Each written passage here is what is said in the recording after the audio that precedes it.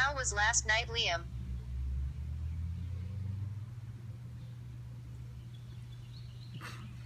How was last night, Liam? Are you recording? Yeah. How was last night, Liam? It's fun. No, that's not it. That's not the one. That's not the one. Delete that one.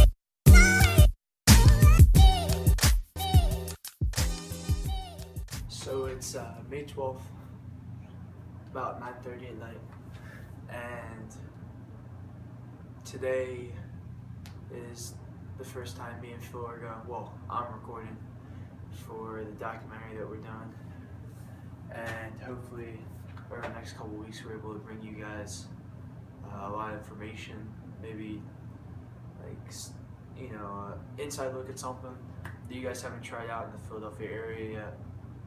We're going to be focusing on Philadelphia DIY spots, which stands for do it yourself, which are basically concerts for local bands, and they mostly take place in like young adult areas, college kids usually, and they're usually held in houses, dorm houses kind of situation, or coffee shops, kind of after hours kind of run things. And we're basically talking about how the decline of venues has affected basically how, especially in urban populations, has affected how people view the music scene. Because, not going back too far before iTunes and Spotify, Pandora were significant parts of everyone's lives, you really had to go to a big venue and actually take part in an event with a couple 100,000 people or not that, a couple thousand people to really be thought of as significant, and people actually think of you in like a high up way as a real musical artist. And nowadays with things like Facebook, Twitter, Instagram, all those social media outlets, people that can be relatively unknown, kids anywhere from high school to college, and don't really have record labels or anything, they can really become big overnight, or not even that drastically, just they can gain a following of people that they don't even know, and maybe have never seen them play at all, and they just know about them through the internet, which is a brand new thing. And we're going to look into how different artists are exploiting that, and talk about what they do to put themselves out there. And especially we're going to look at the actual things that take place at these DIY venues. So yeah, hopefully it's not a really boring presentation. So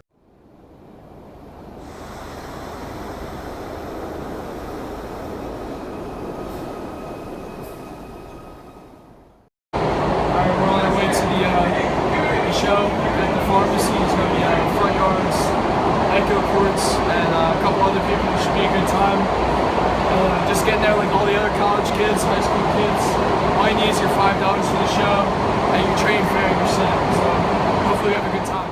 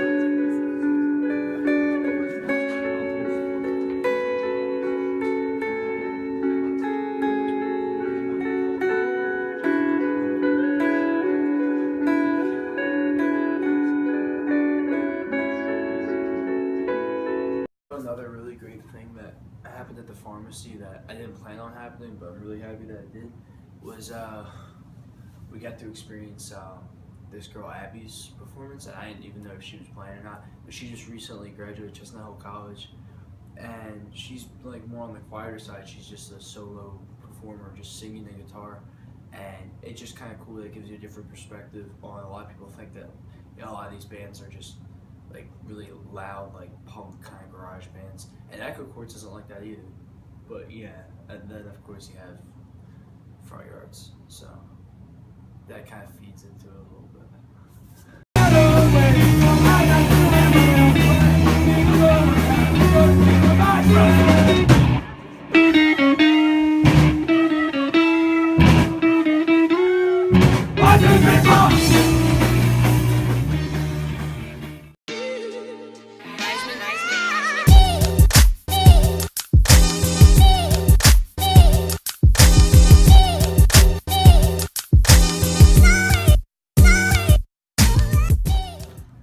So it's May 17th.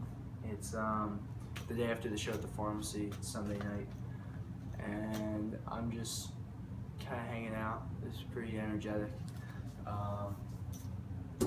Like I said, the show was in South Philly, not deep South Philly, but you know, pretty close to Center City. It's not hard to get to on the buses and stuff like that, which is good. We had a good turnout. A lot of kids from places like Drexel, Temple, and friends of the band and stuff like that, which are still around that age. And so, like I said earlier about with the smaller venues, so compared to the larger venues, what I saw last night was a lot less structure in a good way. And obviously a big one is the price. So you go to a show like the Wachovia, like something at Wachovia Center or with the Wells Fargo Center, whatever it's called. It's owned by the sports complex, and nothing against them, but what they're going to be worried about all the time is just making money, opposed to this show, which was only $5. And that's with college kids that are worried about paying tuition, and even kids that just graduated are worried about paying student debt. $5 for a concert with their friends is not that much at all, especially when it's very close to where they live. And on top of that, they don't have to worry about, you know, sitting in a seat too far away from the stage, or what they can and can't do there. It's just a place for kids to have fun, and you know, you get to be close and personal with the band, which a lot of people like. It attracts a certain crowd. So for one thing, like the bands, they just kind of decided on who was going to go first, like when they were going to go in what order, as opposed to a predetermined lineup, which was great. You know, there's a lot of communication going, a lot of trust between the owners of the coffee shop, the pharmacy, and the bands that are playing there. And because of it, a lot of good things can happen, a lot of fun stuff, and like, you know, things that weren't planned on happening, like Franklin playing the drums with his guitar.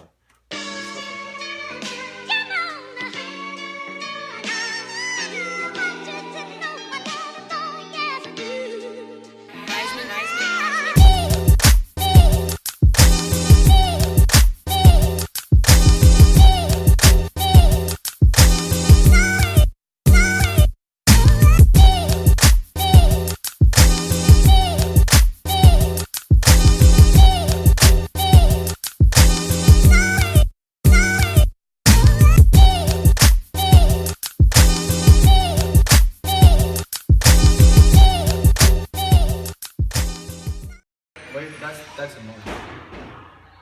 Alright. So who are you? It's kind of spicy. We are Front Yards, two members of Front Yards. Alright. How many likes do you have on your Facebook page? 810. As No, of 810. right now. 810. 810. No, it's not N10. N10. Alright, 810 Alright. likes on Facebook. 810. 810. So how many of these people do you think have actually seen you perform? I'd say about like 350. About 350. Like 350. Yeah. Alright. Where are you getting that number from? Like what makes you think that would be like 350? So I've seen more than 350 faces at our shows. And where are your shows usually? Like In, what like, what type basements. of venue? Like basements, or Alright. like crack houses. Alright, so there's a thing called the personal meme, and like it's our band's meme, and that's Max Evans sitting down drinking the Stroob milk, and so we make fun of him and, you know, portray him as what people call an internet meme, also known as you know, a nice picture joke or, you know, something along those lines. So everyone wants to be a part of it and make fun of Max Evans because it's trending right now. And little do they know it's coming from us, and so they go directly to the source for more juicy internet memes. Modern Baseball is an American indie rock band from Philadelphia, Pennsylvania. On Spotify, they have 37,603 followers, despite the fact that they haven't played in any venue besides DIYs and festivals. Oh, it's awesome. So awesome. Not only that, it's a main reason Yeah. where we are right now, because everyone's been so supportive, and like the house scene here was, as soon as we were like starting off, it was just like, yeah, you can play this, yeah, you can play that. So, And we would get on these awesome shows with like, you know, we got here and we found out about house shows, and we'd be like, go on the internet and like be on Bandcamp and be like, oh, this band is like really cool, I can go see them in somebody's basement next week. And then we'd go see them, and then we start a band, and we would be friends with whoever's house it was, and be like, hey, like, can we please play this show? And they're like, yeah, sure. I don't know, we felt really welcomed. very welcome. It's definitely really important to us. Mostly because of the fact that that's like how we started. Yeah. So. And we love house shows and basement shows. They're so much fun. That shit sucks.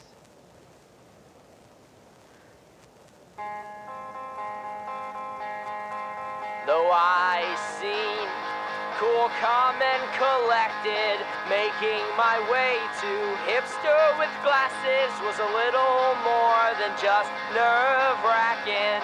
Kinda just counted on her to turn me into goo.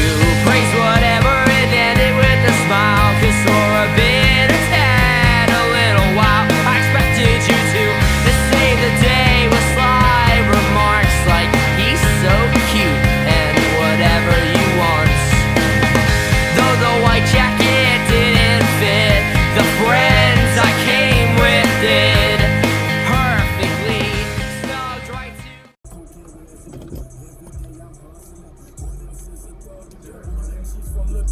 turn me into goo. Praise whatever and end it with a smile, 'cause for